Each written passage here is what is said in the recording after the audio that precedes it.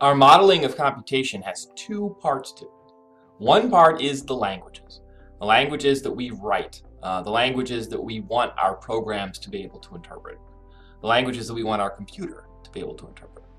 The other part is the computation device itself, the computer. Formal languages are how we model the language portion, and finite automata are how we model the computer portion. So what we're going to talk about here is something called a DFA, a deterministic finite automaton.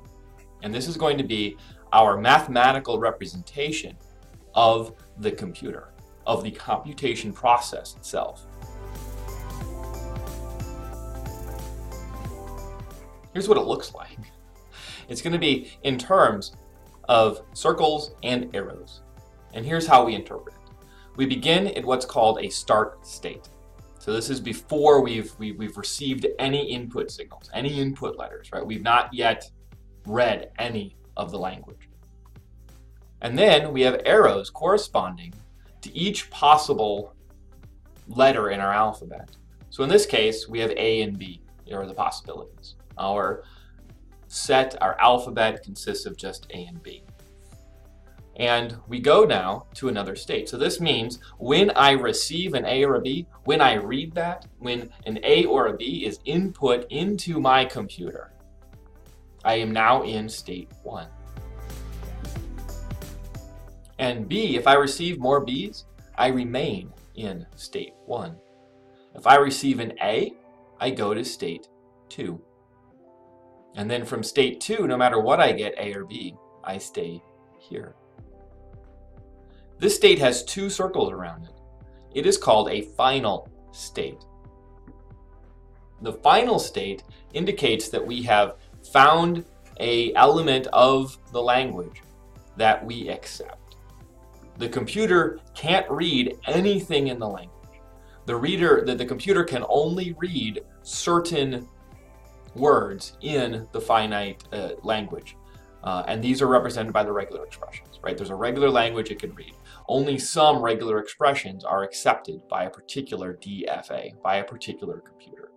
And so if we look at this computer, we can see that the form of any language accepted by this is going to be either A or B to begin, and then any number of Bs to follow up.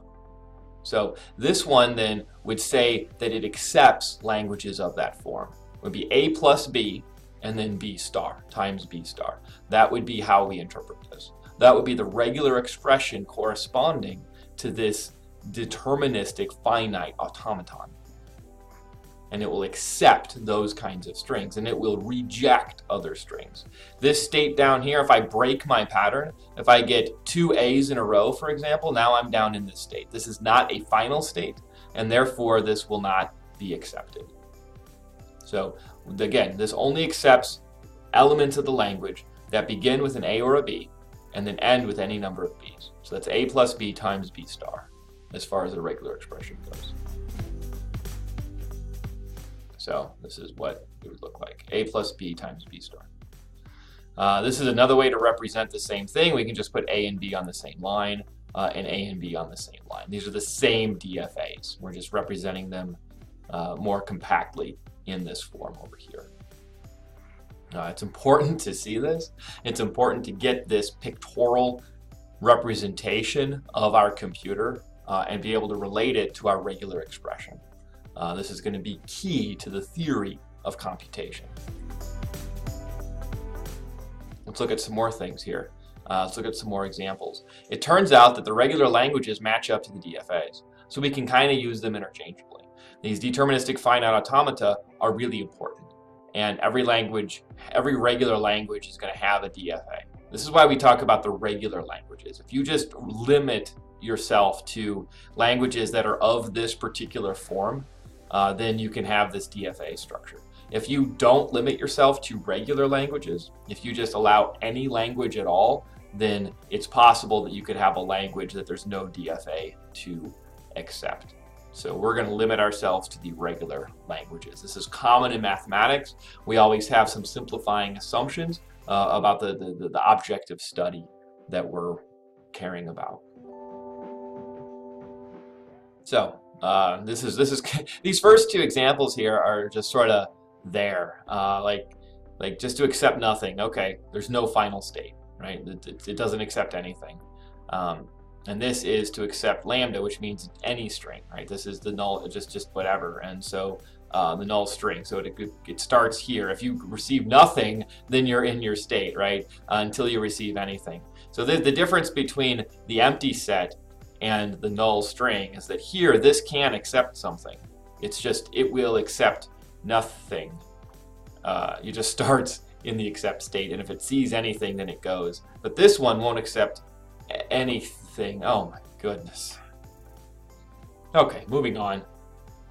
This is a cool example, the regular expression AB star. So what we have here is that we go A and we go B. So we go to these states. If that's all we receive, then we're not there. We have to receive things exactly in this pattern. A, B, A, B, A, B, A, B. That's all that you can accept. So you can see this goes A, B, A, B. And that's it. If you start with a B, you're down here in this trap state. That means that you'll never get out of this, right? AB just stays down here. As soon as you break the pattern, AB, AB, AB, AB, you end up down here in this state, and you don't ever get out of it. And that's how these are set up. Typically, the technique that you use to build these is that you just look at your regular expression, and you start with some state, and then you just build it up and find out what chain of states will give you your regular expression. And then anything that doesn't give you it, anytime you break this pattern that's given by the regular expression, then you draw an arrow to a state that is down here somewhere, that is not a final state. And typically those states are just going to always rotate back to themselves. Here's a more complicated one. We have A or A is at least one A, but we can have any number of A's. And then B. Remember, the star means I can have unlimited A's. So why would I have A star instead of just A star B? Because A star means that I could have no A's. So A star means that I have to have at least one A. So here's what it's going to look like. So we start off with the A, right? This is the first thing we do. The first thing we would do is draw the 0 to the 1 and say, okay, this is my A, this is an accept state, this is a final state, I'm good to go. So that takes care of the A. And then we have the OR. I can receive an A, and then any number of A's, so that's over here. Any number of A's goes to 2, and then this A here is the A star, right? You interpret a star in terms of just drawing an arrow back to the same state. So the A star is just going around in a circle in this state, and then we end with B, so we get here. The A star could be nothing. So we can receive one A, which gets to here, and then no A stars, and then the B. So this line also takes us to here. Any other pattern brings us to this trap state, which means that we will not accept that particular input. So if we begin with a B, we don't ever progress. If we go A, B, A, then we don't progress either. Because once we hit a B, then our regular expression says that has to be the last letter that we see. Any more inputs after a B will send us to this state here, and we'll never get back to one of our final states. This is hard to get used to if you've not worked with state machines before. The idea of these automata, the idea of these things that we call state machines, they're just all over the place in computer science and in mathematics. So they're really important. They're not only used to model computers, they're also used to model a lot of other things. But here we're using them to model the process of computation itself. And you can finally start seeing this. From the logic, we understand the idea of a formalized version of something. We want to talk about computation very precisely, and that means mathematically.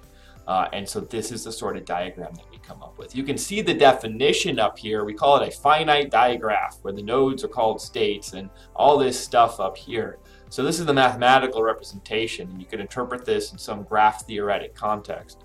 But for our CS minds, what we care about most, especially at this moment, is being able to translate these regular expressions into these machines and looking at these state machines and turning them back into these expressions, being able to relate back and forth, being able to look at this automaton and say, yes, I know what language this thing can accept. This is the beginning of thinking about a machine being able to understand language. And that itself is an incredibly powerful thing. We start off in this very broken down, very focused mathematical representation of all these ideas. But this is the first step in thinking about real computational language processing. We'll end here by showing another way to represent these figures. We can represent them in table form. So we list all of the states here. These are the states, 0, 1, and 2. We denote if they're a start state or if they're a final state out here. And then we basically say what the transitions are. These arrows that go from one state to the next are called transitions. So the words we use for this is if I'm in state 1 and I get an A, I transition to state 2. If I'm in state 1 and I get a B, I transition back to state 1. So this is called a transition table. And you can just see how it works here, right? This is the exact same information as the picture.